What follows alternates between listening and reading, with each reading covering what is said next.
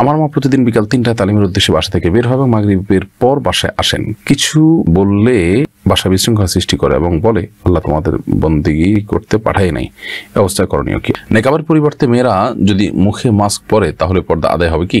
আমার সন্তান বারবার তার মায়ের কোলে পেশাব করে দেয়। এ অবস্থায় বারবার কাপড় পাল্টে নামাজ আদায় করা কষ্টসাধ্য, এর সহজ ফয়সালা দিবেন। ওযু অবস্থায় চায়ের স্টলে বসে টিভি দেখছি, এরপর নামাজের সময় হলে মসজিদে যাওয়ার আগে কি আবার ওযু করতে হবে?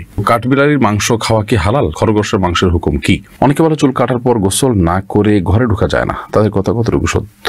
মহিলাদের মাথার চুল বিক্রি করা যাবে কিনা? আমি একজনের কাছ থেকে কিছু কিছু করে টাকা ধার নিয়েছিলাম, এখন কারো মনে নেই কত নিয়েছিলাম, কিভাবে পরিশোধ করব? আমি 8ম শ্রেণীর ছাত্র, ফজরের সময় একা একা মসজিদে যেতে ভয় লাগে, আমার জন্য কি বাসায় একা একা নামাজ পড়ার অনুমতি আছে? অনেকে বলে চুল কাটার পর গোসল না করে ঘরে ঢোকা যায় না, তাদের কথা কতটুকু সত্য? না, এটা সঠিক কোনো কথা নয় যে চুল কাটার পরে ঘরে ঢুকতে হলে গোসল করে ঢুকতে হবে, এমন কোনো কথা নেই। তিনি গোসল করা ছাড়াও ঘরে চাইলে ঢুকতে পারবেন।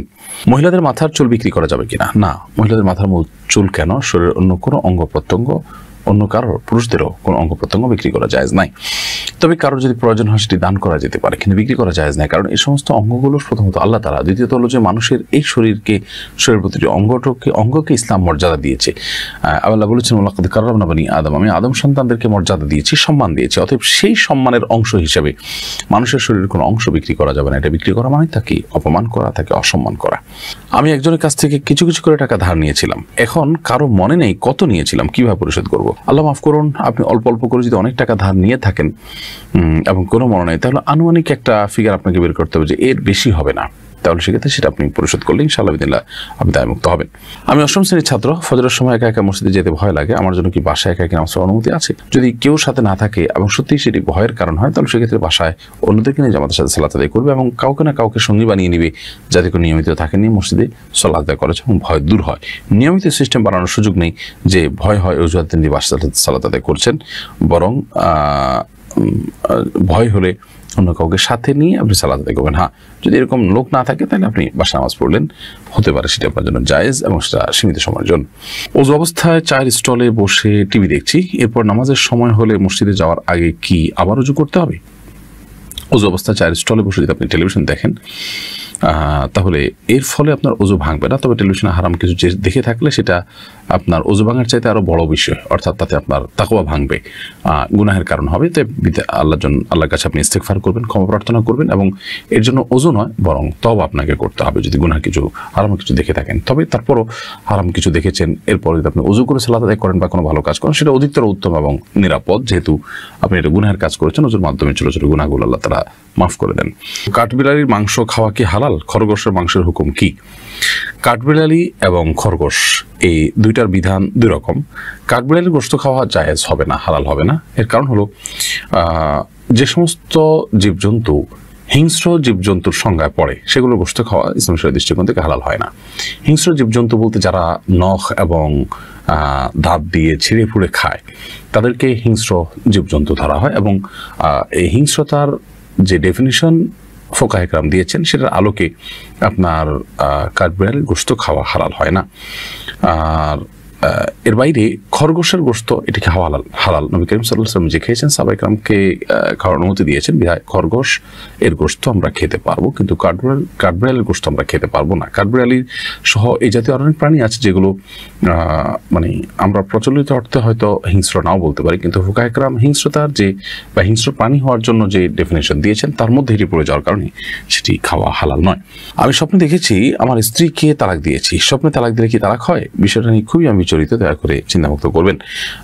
ভাই, স্বপ্ন যদি তালাক দেওয়া হয় তাহলে সে তালাকের কোনো ভ্যালু নাই এবং এর কারণে তালাক পতিত হয় না, কারণ স্বপ্ন এটা তার নিয়ন্ত্রণে নয়, তিনি স্বেচ্ছায় করেছেন, ব্যাপারটি সেরকম নয়। বিধায় স্বপ্নে কেউ তালাক দেখলে যে স্ত্রী তালাক হয়ে যায় ব্যাপারটা সেরকম না এবং এটার জন্য কোনো কাফারা বা ক্ষতিপূরণ দিতে হবে যে এরকমও নয়। স্বপ্ন নিছকই স্বপ্ন, বিধায় সেটা কোনো স্বপ্ন ব্যাখ্যাতা থেকে কোনো ইন্ডিকেট পাওয়া যায় কিনা তিনি জানতে পারেন, অথবা যদি এরকম কোনো ইন্ডিকেট না পাওয়া যায় তাহলে সেক্ষেত্রে এটা নিয়ে এত পেরেশান হওয়ার কোনো কারণ নেই। খোলাসা কথা হলো স্বপ্নে আপনি আপনার স্ত্রীকে তালাক দিতে দেখেছেন, কাউকে বিয়ে করতে দেখেছেন, এর কারণে না বিয়ে হবে না তালাক হবে, এটা নিয়ে অরিড হওয়ার বা পেরেশান হওয়ার কিছু নেই। অনেক জায়গায় বিয়েতে যে পরিমাণ টাকা পাত্রপক্ষকে যৌতুক হিসাবে দেওয়া হয় সে পরিমাণ টাকা দেওয়ার মোহর হিসাবে ধরা হয়। এতে মেয়ের বাবার টাকা দিয়েই মেয়েদের মোহর দেওয়া হয়। এই রসুম সম্পর্কে আপনার মন্তব্য কি? খুবই গর্হিত কথা। যৌতুক দিচ্ছে, আবার আপনার কি বলে আপনার মেয়েকে মোহর হিসাবে সে টাকা আবার ব্যাক করে আনতেছে, তাহলে দিন শেষে মেয়ের অর্জনটা কি? তার মানে পাত্রীপক্ষের যে টাকা সে টাকাই আবার পাত্রীপক্ষের কাছে ফেরত গেল, তাহলে তারা আসলে কিছু পেল না। যৌতুক সম্পূর্ণ হারাম। বিয়েতে পাত্রীকে মোহর দিতে হবে, পাত্রপক্ষ কোনো কিছুই গ্রহণ করতে পারবেন না, বিশেষ করে যৌতুক হিসেবে। আমার সন্তান বারবার তার মায়ের কোলে পেশাব করে দেয়, এ অবস্থা বারবার কাপড় পাল্টে নামাজ আদায় করা কষ্টসাধ্য, এর সহজ ফয়সালা দিবেন।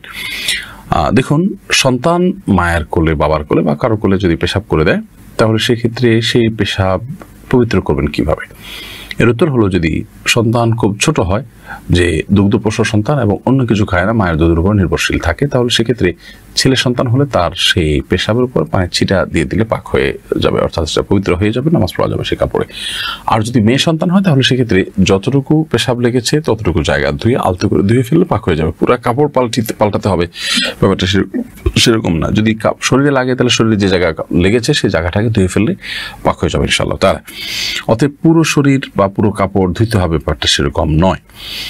আর যদি সন্তান দুগ্ধপোষ্য না হয়, বরং অন্য খাবার উপর নির্ভরশীল হয়, কিংবা দুধও খায় কিন্তু অন্য খাবারও খায় সে, তাহলে সেক্ষেত্রে অন্য সাধারণ পেশাবের মতো করে তাকে পবিত্র করে তারপরে সালাত আদায় করতে হবে। আর পবিত্রতার নিয়ম বলেছি যেটি, যেখানে পেশাব লেগেছে সেই জায়গা, সেটা কাপড় হোক আর শরীর হোক, সেটাকে ধুয়ে তারপর সালাত আদায় করবেন। আমার কাছে একজন কিছু টাকা আমানত রেখেছে, আমি আমার প্রয়োজনে সেখান থেকে খরচ করেছি, এরপর তার প্রয়োজনে সময় পূরণ করে দিয়েছি, এরকম করার কারণে কি আমার গুনাহ হয়েছে?